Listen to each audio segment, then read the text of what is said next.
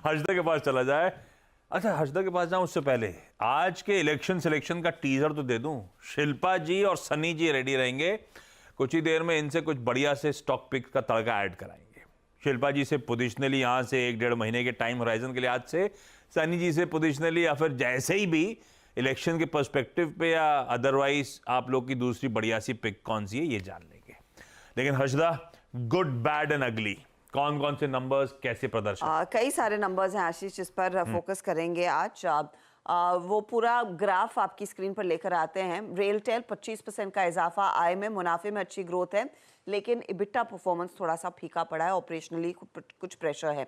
JBM auto, इनका EV business drive कर रहा है परफॉर्मेंस को। 47% तक की रेवेन्यू ग्रोथ, मुनाफे में 120% तक का इजाफा देखने को मिल रहा है, और साथ ही साथ आप एबिटा भी देखेंगे 7% बढ़कर आया है। ओमैक्स ऑटो के भी नंबर्स अच्छे हैं, 13% आय ग्रोथ, मुनाफा 140% बढ़ा, एबिटा परफॉर्मेंस 10% प्लस का है। ब्लू डार्ट एक्सप्रेस के नंबर्स अच्छे हैं for a change, 9% revenue growth, 12% मुनाफे में वृद्धि और 13% एबिटा में इजाफा बनता दिखाई दिया है। लेकिन सीएट थोड़ा सा निराश करेगा, क्योंकि प्रॉफिटेबिलिटी घटकर आई है, आय में सिर्फ 4% की ग्रोथ है, एबिटा 7% ही बढ़ा है। सीआईई ऑटोमोटिव के भी नंबर्स अगर आप देखें तो यहाँ पर दबाव रेवेन्यू, मुनाफे और साथ ही साथ एबिटा बिजनेस में साफ तौर से देखने को मिला है।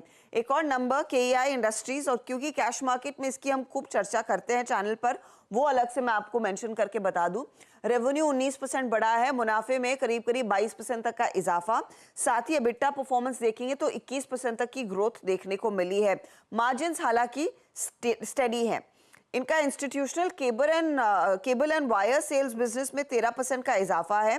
स्टेनलेस स्टील वायर्स में दबाव देखने को मिला है, लेकिन ईपीसी प्रोजेक्ट्स कई सारे कंपनी ने बैक किए हैं और वहां पर रेवेन्यू 52% ग्रो होता हुआ दिखाई दिया है। ये परफॉर्मेंस अच्छा है। ये हाँ, अब केआई के मैनेजमेंट आ जाओगे हमारे साथ 2:20 पे। खैर, सीएट पहले। सेठ साहब, जरा सीएट का चार्ट खोलिएगा। फीके से नंबर्स हैं, आय सिर्फ 4% साल दर साल बढ़ती है और मार्जिन ठंडे रहते हैं। इसके पीएस के मार्जिन कहीं बेहतर थे। खैर, वो प्रोड्यूसर रिस्पॉन्सिबिलिटी के चलते वो ईआरपी का एडजस्टमेंट प्ले आउट हुआ है। सीएट चार्ट्स पे कैसा है? जी आशीष जी, कंसोलिडेशन मोड में कोई इसमें खास मोमेंटम नहीं है, अपने सपोर्ट पे ट्रेड कर रहा है। पिछले 1.5-2 महीनों से स्ट्रॉन्ग सपोर्ट इसका आता है 2500 सवा 2500 के आसपास। वहां पे एक डिप आए कभी तो एक एंट्री अपॉर्चुनिटी बनाई जा सकती है। ऑन द अपसाइड इसमें एक सिमेट्रिकल ट्रायंगल फॉर्मेशन है, but that will resolve only अगर ये स्टॉक 2700 के ऊपर जाता है। तो साइडवेज काउंटर है, 2500 सवा 2500 में मिले तो लेना चाहिए। अच्छा, जेबीएम ऑटो, सतपुते साहब आप रेडी रखना, आगे आता हूं आपके पास, क्योंकि इसका नंबर बहुत अच्छा और इसके EV side of the business ने बहुत तगड़ा ग्रोथ डिलीवर करके दे दिया है। पर हर्षदा, बाकी के इंपॉर्टेंट स्टॉक्स से न्यूज। आशीष, आज आईएक्स रेडार पर रहेगा। अप्रैल का बिजनेस का अपडेट आ गया है। टोटल वॉल्यूम्स में करीब 14% तक का इजाफा देखने को मिला है। Market clearing price in day ahead market में थोड़ा सा दबाव है, 5 रुपए के आसपास प्रति यूनिट, 6% की गिरावट देखने को मिल रही है। लेकिन real time electricity market volume April के महीने में बढ़ा है, 22% तक का इजाफा वहां देखने को मिला है। मैंगनीज और कह रहा है कि मैंगनीज और प्रोडक्शन 22% बढ़कर आया है 1.6 लाख टन के करीब ईयर ऑन ईयर, और सेल्स में करीब 17% तक का इजाफा दर्ज हुआ है। मसगांव डॉक रेडार पर रहेगा। $42 मिलियन की दरअसल इन्होंने एक contract, ship building contract sign किया है एक यूरोपीय ग्राहक के लिए। उग्रो कैपिटल रेडार पर रखेंगे, क्योंकि कंपनी 1323 करोड़ सीसीडीज और वारंट्स के जरिए दरअसल रेज करने वाली है, और साथ ही साथ इन्होंने एक एक्विजिशन भी अनाउंस किया है 45 करोड़ का। माय शुभ लाइफ करके कंपनी है, वो स्टॉक आप रेडार पर रखेंगे।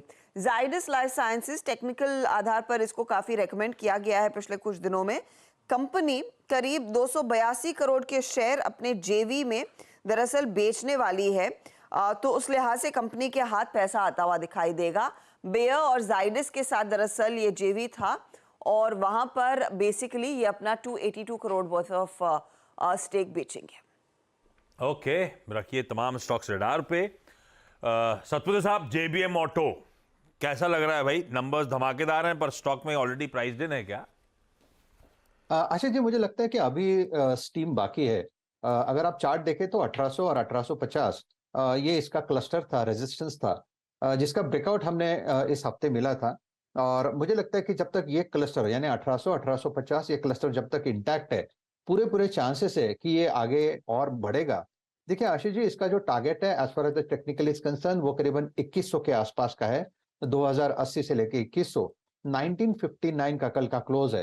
तो आज मुझे लगता है अपसाइड यहाँ पे ये खुलेगी कंप्लीटली। तो it's a buy in JBM auto, stop loss होगा 1920 का।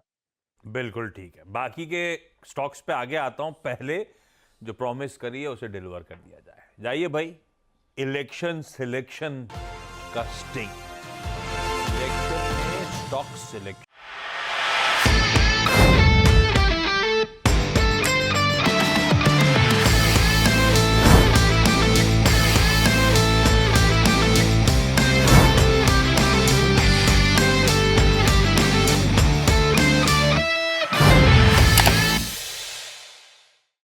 बता दें कि मनी कंट्रोल पर दिए गए विचार एक्सपर्ट्स के अपने निजी विचार होते हैं।